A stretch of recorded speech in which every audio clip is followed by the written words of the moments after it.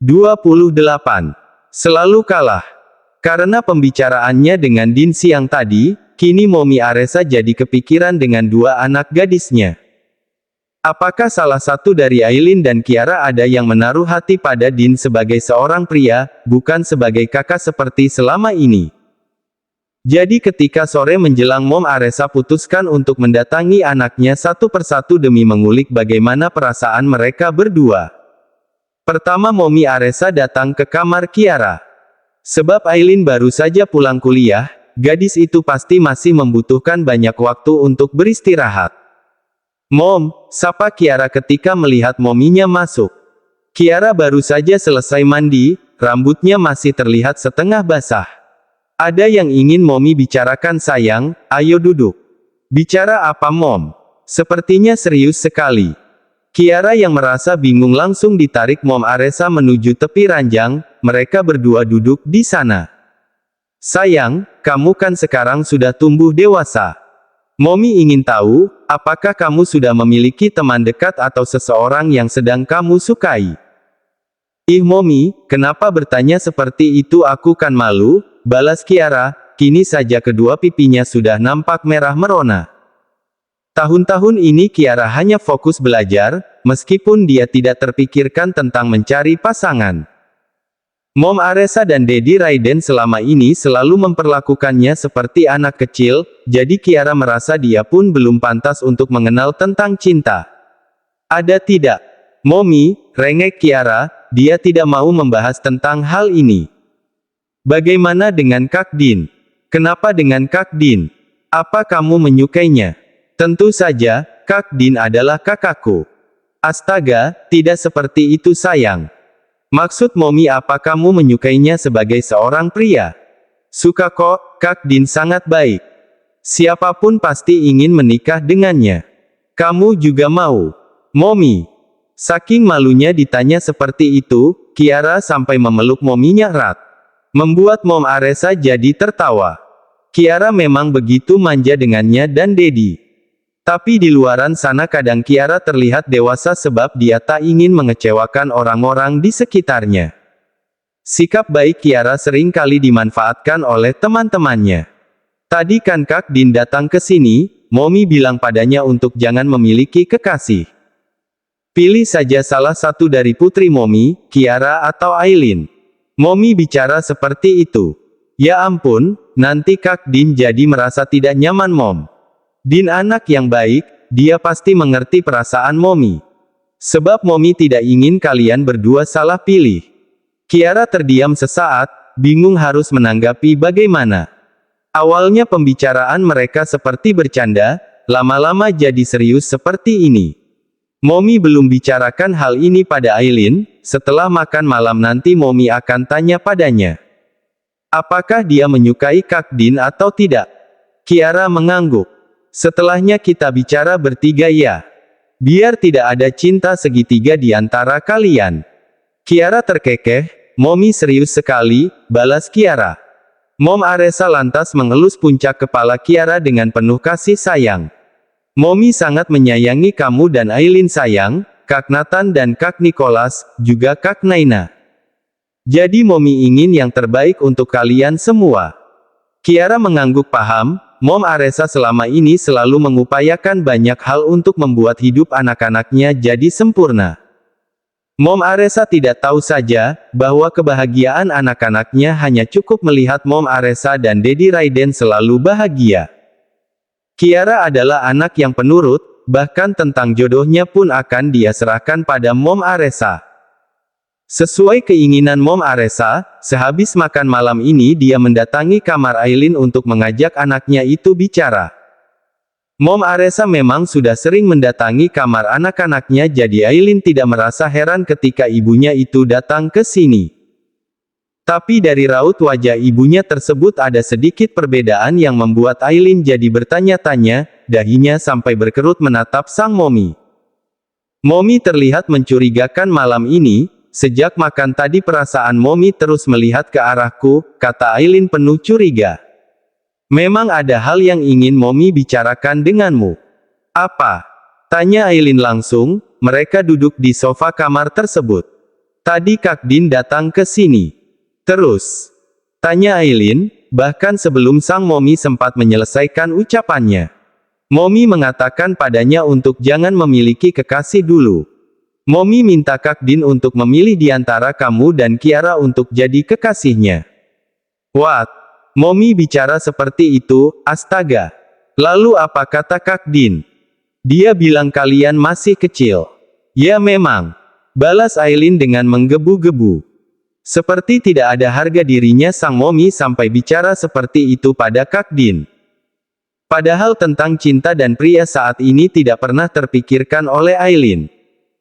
Dia hanya ingin bebas menikmati masa mudanya, datang ke klub malam tanpa dilarang-larang, pergi ke luar negeri sendirian tanpa pengawal.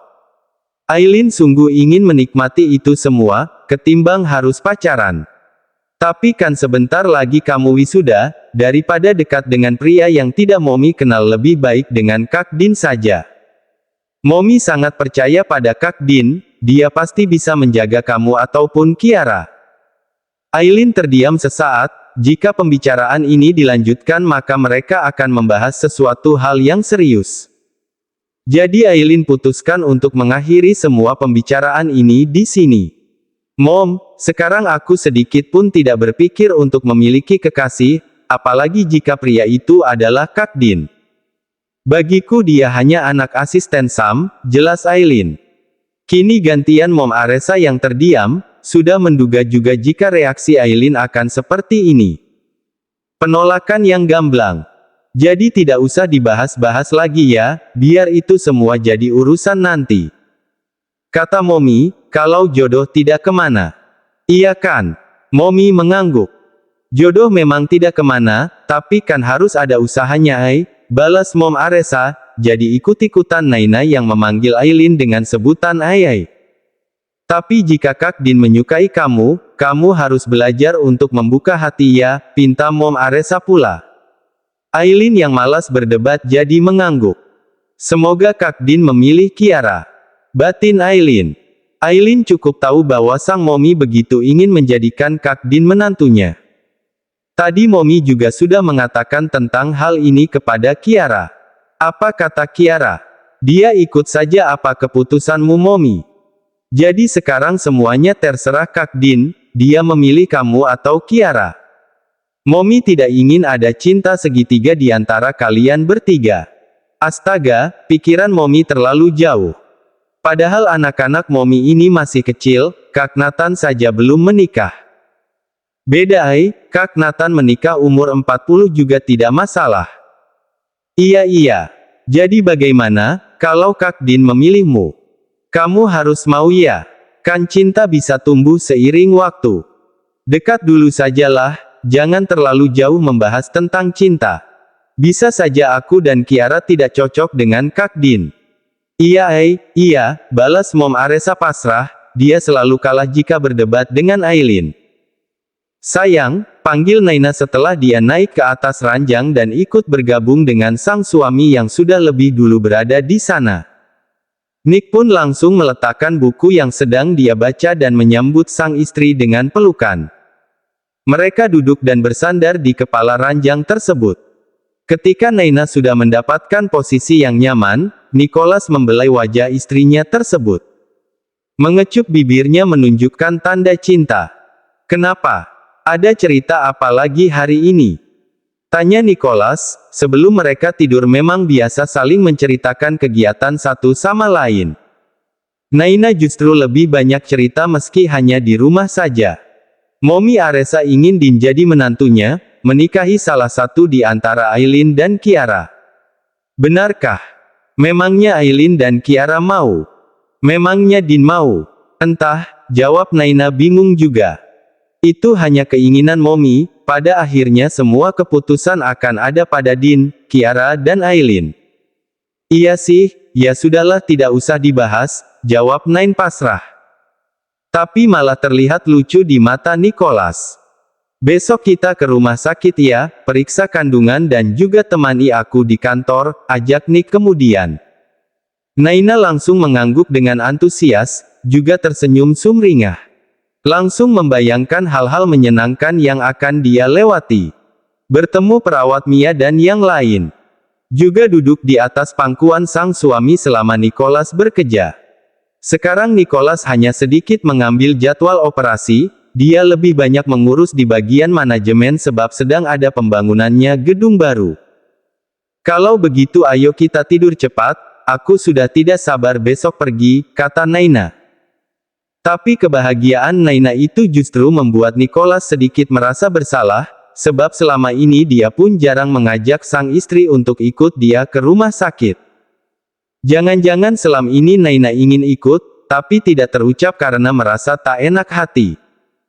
Sayang, panggil Nicholas setelah Naina membaringkan tubuhnya. Naina sedikit menindih hingga berada di atas tubuh istrinya tersebut. Wajah mereka saling berhadapan. Kenapa? Apa selama ini kamu sebenarnya ingin ikut aku pergi ke rumah sakit? Kenapa tidak bilang? Sayang kan pergi ke rumah sakit karena mau kerja, jadi aku tidak ingin mengganggu. Tapi lain kali katakan jika ingin ikut, aku justru senang jika kamu mendampingi. Benarkah? Lalu kenapa selama ini tidak pernah mengajakku pergi?